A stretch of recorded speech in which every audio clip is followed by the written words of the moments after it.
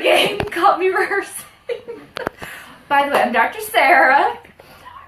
Dr. Sarah from Primary Vet Care, and this is my technician assistant Julie. And this is Aria. She's a little nervous. So we're hoping this is going to be the start of our little Facebook Live things. But today we are just going to do a quick discussion on ear cleaning. A fun and exciting topic. Oh, by the way, Aria is up for adoption. If anyone is interested, she's very, very sweet. So give us a call if y'all are interested. But today we're just going to discuss ear cleaning, a topic that a lot of people, we have to discuss in office visits. So what we're going to do. Thank you, Morgan. Lovely assistant, Morgan. Of course, we have ear cleanings that we send home for prescription. But if your dog has an ear infection, a lot of times we'll recommend cleaning them once a day. What? Mr. Steve says love it. Oh, hey, Mr. Steve. A lot of times, if your dog has an ear infection, we'll recommend cleaning them sometimes once a day.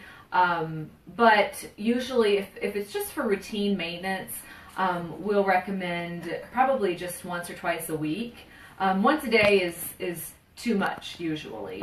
But if for an infection, discuss that with your own vet, which hopefully is us. But Okay, so here's the ear cleaning.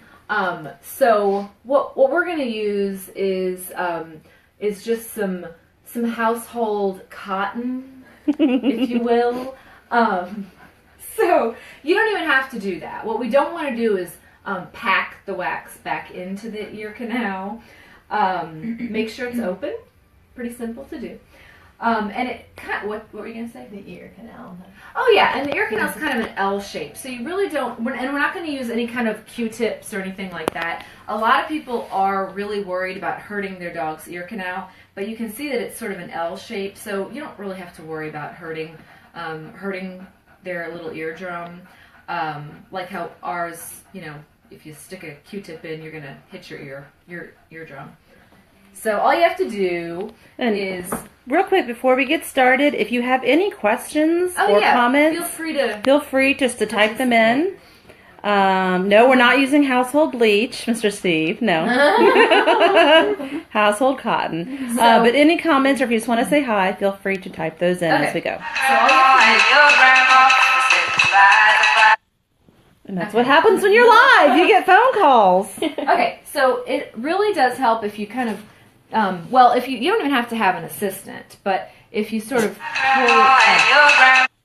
pull back on the ear just a little bit to open up that canal, and you just want to fill up that. It's okay, just fill up that till you see the fluid come up to the top of it. And I like to put a little cotton ball there to help just block it, because a lot of times they're going to shake the head, shake their head, but then you just sort of want to work upwards. And now she doesn't have an ear infection, so we don't have any wax, but you'll almost feel a tube-like structure. Just sort of work it around. And then with the ear infections, then you can just kind of scoop it out, and you don't want to pack it back in.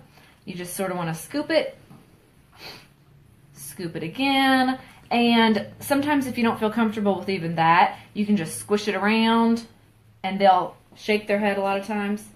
Shake. You can just scoop that out. You don't have to worry about all these little folds in their ears. Just scoop it around. And again, you don't want to pack the wax back in. And that's really it. It's very simple. Ear infection. Again, someone keeps calling. It's Keller. So it's really, really simple. If your vet has prescribed you an ear medication, then you're going to want to wait just a minute or so, and then you can just put that ear medication in, which we'll save for another video, another tutorial. And that's it. Does anyone have any questions? We've got Crystal, and I don't know how to pronounce last name, Fage. Probably slaughtered. I'm just so glad y'all are doing this. Yay! And again, maybe next week we'll do something a little more fun and entertaining. So be sure to let us know if there are any topics that you're interested in that would make for a good video. And we don't want to do, and this is usually most ear medications or ear flushes, you're not going to put in the refrigerator because it's real, it's cold. So make sure it's at room temperature for the ear flush. A lot of your medications do have to be refrigerated. So, but not the ear flushes, most of them. Oh, we have a recommendation for next time to do hot spots from Denise Martinez. That's always a good one. Okay. Oh, hey, Paul. Paul's watching. All right.